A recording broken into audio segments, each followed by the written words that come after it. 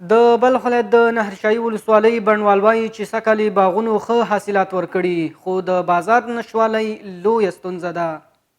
دا د بلخ ولایت د نهرشاهي ولسوالۍ د شادیانو سیمه ده چې کروندګري په کرنه او بڼوالۍ بوخت دي او وایي سږ کال یې ښه کرنیز محصولات ترلاسه کړي.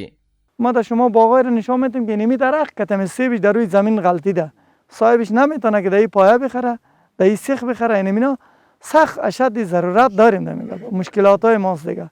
دغو بڼوالو خپلې ستونزې په ځانګړې توګه د کرنیزو اوبو د کمښت، د خپلو کرنیزو محصولاتو د پلورلو لپاره د مارکیټ نشتون او داسې نورو شته ستونزو څخه یادونه وکړه او له اړوندو مسؤلینو یې وغوښتل چې د دوی د اړتیاو د حل په برخه کې لازم اقدامات وکړي.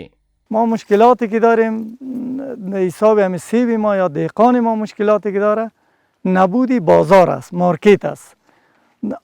حال هم خیر با مای میزان که وقتی سیوا جمع میشه ما سردخانه نداریم، ایره کچالو بریم گور کده نمیشه در زمین، نگاهبانی نمیشه. در بازار یک دم عرضه میکنیم، بازار سیب در کیلوی 20 روپه هم میه.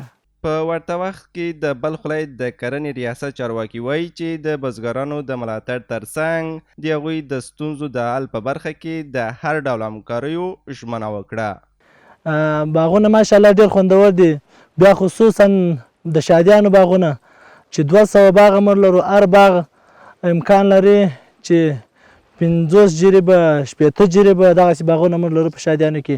هر څه منظم دي انشاءالله. موږ د ولس سره لاس په لاس انشاءالله هر همکارۍ ته انشاءالله موږ آماده یو. د بلخ ولایت په نهرشاهي ولسوالۍ کې 10 ډوله مڼې شته چې د بلخ ولایت په شمول په یو شمېر نور ولایتونو کې ښه پیرودونکي لري.